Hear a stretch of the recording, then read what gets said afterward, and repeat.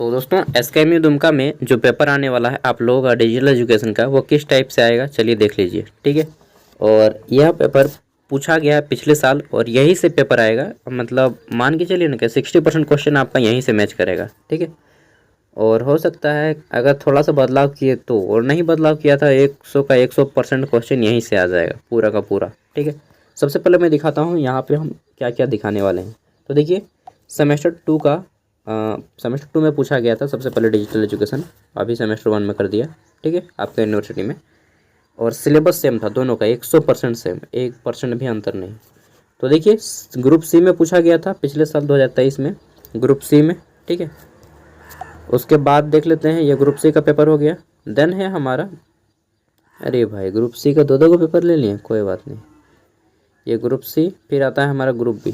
ठीक है, ये ग्रुप बी का paper, group C and group B, दो को पेपर हो गया। और है क्या मेरे पास, देख लेते हैं, और अगर होगा तो नहीं।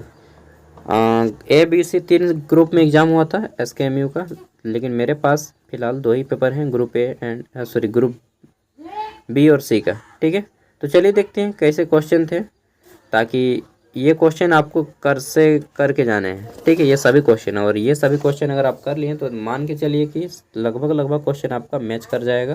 ठीक है,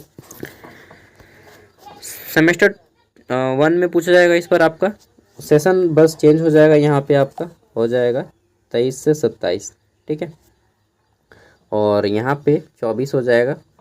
बाकी क्वेश्चन लगभग सेम ही रहेगा। टाइमिंग 3 आवर रहेगा, फुल मार्क्स 75, पास मार्क्स 30। ठीक है, देख लेते हैं तो क्वेश्चन किस टाइप से हैं। और आपका पेपर हिंदी इंग्लिश दोनों में रहेगा, जहाँ तक मेरा अनुमान है इस बार। अगर इंग्लिश में आता है पेपर तो आप लोग मास्टर को बोल के बोर्ड में हिंदी लिखवा लीजिएगा क्वेश्चन का, और उसका आंसर आप लोग हिंदी में ही कीजिएगा। ठीक है, जिसको इंग्लिश नहीं आता है।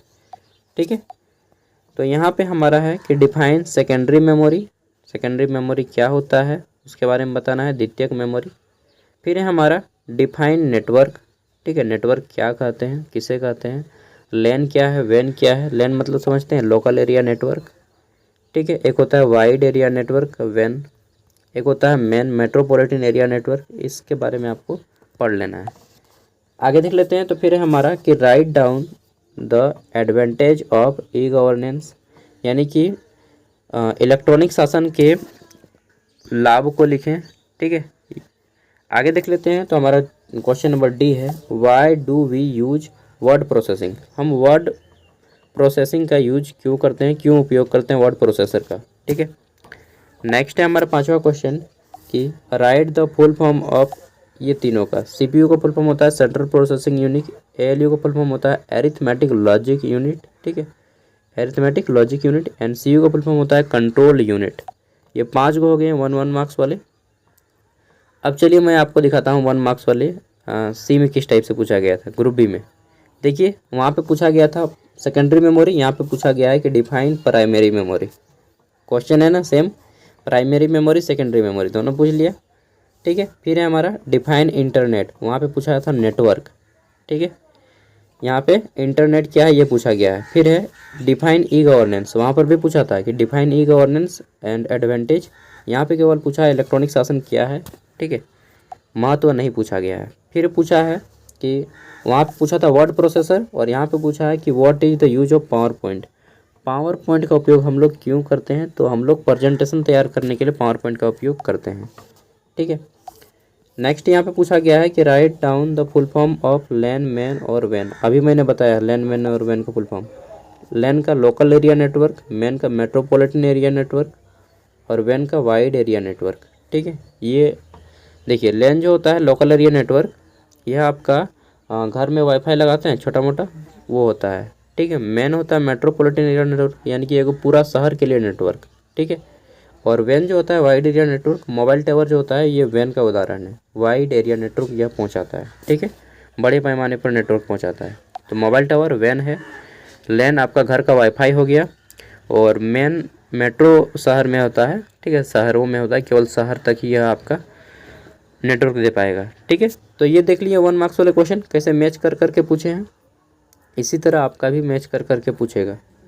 आगे देख लेते हैं 5 मार्क्स वाले। तो 5 मार्क्स वाले यहाँ पे पूछे गए थे कि what are the difference type of cyber security. साइबर सुरक्षा के विभिन्न प्रकार कौन से हैं ये पूछा गया है। ठीक है, मैं हिंदी भी बता दे रहा हूँ, आप लोग चाहे तो हिंदी में नोट कर सकते हैं। What are the different types of cyber security, साइबर सुरक्षा के विभिन्न प्रकारों को बताइए या लिखिए।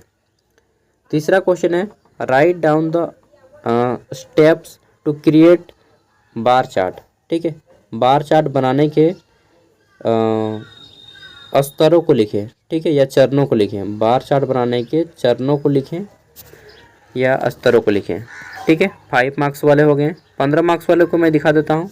तो 15 मार्क्स वाले में पहला क्वेश्चन था यहाँ पे ग्रुप सी में कि define e governance, explain it's briefly. ठीक है, ई गवर्नेंस क्या है, इलेक्ट्रॉनिक शासन क्या है, ब्रीफली बताना है, संक्षिप्त में उत्तर दें। ठीक है, ई गवर्नेंस क्या है, संक्षिप्त में उत्तर दें।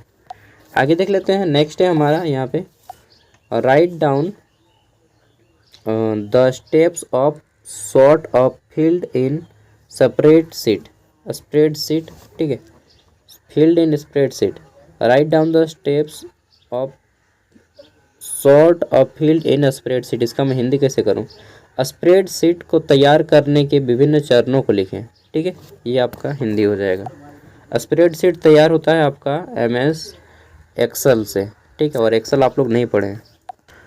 आगे देख लेते हैं। तो नेक्स्ट हमारा क्वेश्चन है कहाँ गया यार, डिफाइन, हाँ 6 नंबर, मतलब कोई आ गए थे चाबी मांगने के लिए।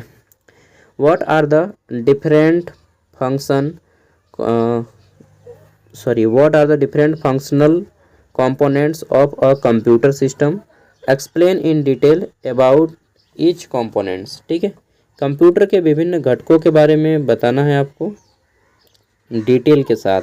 ठीक है, विस्तृत रूप में। जैसे कंप्यूटर का घटक हो गया, कीबोर्ड हो गया, ठीक है, CPU हो गया, मॉनिटर हो गया। कंप्यूटर के बहुत सारे पार्ट्स होते हैं, उन पार्ट्स के बारे में। माउस हो गया, ठीक है, हार्ड डिस्क हो गया। नेक्स्ट है हमारा right short notes on the following. इसके बारे में संक्षिप्त आपको नोट लिखना है। स्पीड क्या होता है, यानी कि गति। IQ क्या होता है। G2B मतलब गवर्नमेंट टू बिजनेस। ठीक है, और साइबर सेफ्टी यानी कि साइबर सुरक्षा। आगे देख लेते हैं। तो 8 नंबर क्वेश्चन, इसमें पूछा गया है कि define artificial intelligence, what are the benefits of AI in our day to day life. ठीक है, यानी कि कृत्रिम बुद्धिमत्ता क्या है और कृत्रिम बुद्धिमत्ता के हमारे दैनिक जीवन में क्या उपयोग है। आर्टिफिशियल इंटेलिजेंस को बोलते हैं कृत्रिम बुद्धिमत्ता। ठीक है, यार मुझे विश्वास नहीं हो रहा है, मैं हिंदी इसका कर ले रहा हूँ। ठीक है, क्योंकि मुझे उतना इंग्लिश नहीं आता है। 9 नंबर है explain the different generation of computer. ठीक है, कंप्यूटर के विभिन्न जनरेशन मतलब हम लोग बोल सकते हैं कि पीढ़ी। ठीक है, कंप्यूटर के विभिन्न पीढ़ियों के बारे में बताइए। जैसे प्रथम पीढ़ी था, दूसरा पीढ़ी, अभी 5वां पीढ़ी चल रहा है, और 5वां पीढ़ी का उद्देश्य है घर घर उपयोग। ठीक है, फर्स्ट जो जनरेशन आया उसमें वैक्यूम ट्यूब आया। सेकंड जनरेशन में फिर ये आ गया यार, क्या बोलते हैं उसको, फर्स्ट जनरेशन में वैक्यूम ट्यूब, सेकंड जनरेशन में ट्रांजिस्टर आया, थर्ड जनरेशन में आ गया आपका IC, और फोर्थ जनरेशन में लार्ज IC चिप। ठीक है, फिफ्थ जनरेशन में आपका आ गया, मैं भूल रहा हूँ क्या आया था यार। ठीक है, तो आप लोग एक बार देख लीजिएगा जनरेशन ऑफ कंप्यूटर। तो ये हो गए हमारे ग्रुप बी का इसका भी क्वेश्चन। आगे देख लेते हैं। तो नेक्स्ट हमारा क्वेश्चन आया था 5 मार्क्स का यहाँ पे कि what are the importance and goal of cyber security. ठीक है, what are the importance and goal of cyber security, यानी कि साइबर सुरक्षा के लिए महत्वपूर्ण उद्देश्य कौन कौन से हैं ये बताने हैं। ठीक है, what the important and goal of cyber सुरक्षा, साइबर सुरक्षा का महत्व और इसका उद्देश्य क्या है ये पूछा गया है। ठीक है, साइबर सुरक्षा का महत्व और इसका उद्देश्य क्या है। हिंदी में आप लोग लिख लीजिएगा और आंसर भी कर लीजिएगा, नहीं तो फिर अपना है धोखा खाइएगा और मुझे क्या बोलिएगा। मैं जितना और पा रहा हूँ मदद कर रहा हूँ, पता है मेरा अभी एग्ज़ाम है यार MA का। ठीक है, अपना पढ़ ले रहा हूँ, उसके बाद आप लोग का करा के फिर जाऊँगा एग्ज़ाम देने, और उसके बाद फिर टाइम मिलेगा तो वहाँ पर भी आप लोग को वीडियो दे दूँगा। ठीक है, 3 नंबर है write down the steps for creating a power point presentation. ठीक है, यानी कि पावर पॉइंट प्रस्तुतिकरण, प्रेजेंटेशन मतलब प्रस्तुतिकरण, पावर पॉइंट प्रेजेंटेशन या प्रस्तुतिकरण तैयार करने के विभिन्न चरणों को लिखें। ठीक है, अब आता है हमारा ग्रुप बी। ग्रुप बी में आपका 15 मार्क्स वाले क्वेश्चन है। यहाँ पे देख लीजिए, तो पहला क्वेश्चन है कि write down the advantage and disadvantage of e governance, यानी कि इलेक्ट्रॉनिक शासन के क्या क्या लाभ हैं और क्या क्या हानि है। तो लाभ में बता सकते हैं, जैसे इलेक्ट्रॉनिक शासन आ गया मतलब सब काम कंप्यूटर से हो रहा है, तो जब 5 व्यक्ति काम जितना टाइम में करता था कंप्यूटर उतना अकेले कर लेता है, एक लाभ। एक हानि अगर पूछा जाए तो मैं एक हानि का एग्जांपल देता हूँ, जहाँ पहले 5 आदमी को रोज़गार मिलता था अब एक ही आदमी को रोज़गार मिल पा रहा है, तो ये इसका हानि हो गया। ठीक है, इसके भी अलावा बहुत सारे हानि हैं, कभी कभी नेट नहीं चलता है। ठीक है, इंटरनेट का नॉलेज सबको नहीं है, सब कोई नहीं जानता है। ठीक है, आम आदमी इसके लिए सक्षम नहीं है, आम आदमी कहाँ पाएगा लैपटॉप, समझ रहे हैं बात को। तो ये सभी इसके चुनौतियाँ हैं, आपको डिटेल में पढ़ लेना है। नेक्स्ट है हमारा कि what is the use of chart in a spreadsheet, explain the different types of chart available in a spreadsheet. ठीक है, पहला क्वेश्चन, यहाँ पे 2 क्वेश्चन मिक्स है। What is the use of chart in a spreadsheet, spreadsheet में chart का प्रयोग क्यों किया जाता है, पहला क्वेश्चन यहाँ पे हो जाएगा। और इसी में जोड़ दिया गया है कि explain different types of chart available in spreadsheet, यानी कि स्प्रेडशीट में उपलब्ध विभिन्न चार्टों के बारे में बताइए। ठीक है, 6 नंबर हमारा क्वेश्चन है कि डिफाइन कंप्यूटर, कंप्यूटर क्या है, यहाँ पे पहला क्वेश्चन बनता है। Write down the different characteristics of computer, computer के विभिन्न क्या बोल सकते हैं उसको, कैरेक्टरिस्टिक्स यानी कि विशेषताओं को लिखें। ठीक है, कंप्यूटर क्या है, कंप्यूटर के विभिन्न विशेषताओं को लिखें। आगे देख लेते हैं। नेक्स्ट है हमारा यहाँ पे 7 नंबर कि राइट डाउन द शॉर्टकट की फॉर, इन सब के बारे में देखिए। शॉर्टकट की अंडू का होता है Ctrl+Z, रीडू का भी मैं बता देता हूँ, रीडू का होता है Ctrl+Y। ठीक है, कट का होता है Ctrl+C, कॉपी का होता है कट का होता है Ctrl+X, कॉपी का होता है Ctrl+C, पेस्ट का होता है Ctrl+V, सेव का होता है Ctrl+S, न्यू का होता है Ctrl+N। ठीक है, सेलेक्ट को ऑल का होता है Ctrl+A, Ctrl+B से होता है बोल्ड, Ctrl+C से कॉपी, Ctrl+D से क्या बोलते हैं उसको, फेवरेट, Ctrl+E से बोल रहा हूँ यार, Ctrl+F से फाइंड, Ctrl+G से गो टू। ठीक है, जितना मालूम नहीं कितना याद है, लेकिन लगभग मुझे याद है ये सारी चीज़ें। शॉर्टकट कीज आप लोग भी याद कर लीजिएगा, काम देगा आपके एग्ज़ाम में। देन है हमारा डिफाइन आर्टिफिशियल इंटेलिजेंस, और यहाँ पे बोला गया है कि कृत्रिम बुद्धिमत्ता को परिभाषित करें। और फिर बोला गया है कि briefly define it's type with example. ठीक है, और संक्षिप्त में इसके प्रकार उदाहरण सहित बताइए। अब 9 नंबर आ जाता है, तो यहाँ पे आपको छोटा सा नोट लिखने बोला गया है कि right short note on the following, इसके ऊपर एक छोटा सा नोट लिखें। क्या है नोट, G2C, G2C मतलब गवर्नमेंट टू सिटीजन, यानी कि सरकार का नागरिक तक पहुँच। ठीक है, G2E यानी कि सरकार का एम्प्लॉय तक पहुँच, गवर्नमेंट टू एम्प्लॉय, सरकार का उसके कर्मचारियों तक पहुँच। वायरस, कंप्यूटर वायरस क्या होता है, ठीक है, इसके बारे में हम लोग बोलते हैं ना, अरे वायरस लग गया है यार। वर्म क्या होता है। ठीक है, तो ये आपके क्वेश्चन थे जो कि एग्ज़ाम में पूछे गए थे, मैंने हिंदी इंग्लिश दोनों में बता दिया है। और हाँ, ये रहा शॉर्टकट की, आप चाहें तो इसको याद कर सकते हैं। ठीक है, जैसे एक बार मैं करा देता हूँ, कितना टाइम हो गया यार, 13 मिनट ना। Ctrl+A ऑल सेलेक्ट मतलब जितना भी आपका कंप्यूटर में लिखा है सब सेलेक्ट हो जाएगा एक बार में। Ctrl+V बोल्ड, यानी कि जैसे ही आप Ctrl+V दबाइएगा, ठीक है, तो आपका सभी अक्षर मोटे मोटे हो जाएंगे। Ctrl+C कॉपी, जैसे ही Ctrl+C कीजिएगा कॉपी हो जाएगा, और कहीं पर भी आप इसको पेस्ट कर सकते हैं। फिर हमारा Ctrl+D से डुप्लीकेट बन जाता है हमारा, 2 को बन जाएगा। ठीक है, Ctrl+E से हो जाएगा अलाइन टू सेंटर, मतलब जो हमारा टेक्स्ट होता है वह बीचों बीच में आ जाएगा, अलाइन टू सेंटर। देन है हमारा Ctrl+F फाइंड द टेक्स्ट, मान लीजिए बहुत सारा पेज है यहाँ पे लिख दिए हैं। ठीक है, और Ctrl+F कीजिएगा तो आपका बॉक्स जैसा आ जाएगा, वहाँ पे मान लीजिए सर्च कीजिएगा गूगल, अब गूगल जहाँ जहाँ लिखा है वहाँ पे वो हाईलाइट हो जाएगा। ठीक है, ये है Ctrl+F फाइंड। देन है हमारा Ctrl+G को बोलते हैं गो टू। ठीक है, मान लीजिए आपको जाना है चौथी लाइन पे या किसी विशेष वर्ड पे, जिस लाइन पे जाना होगा उसको हम लोग गो टू में जाएंगे। ठीक है, Ctrl+G होता है इसके शॉर्टकट के, चौथा लाइन पे जाना है, चौथा लाइन पे किस पेज में जाना है वो भी आपका आ जाएगा।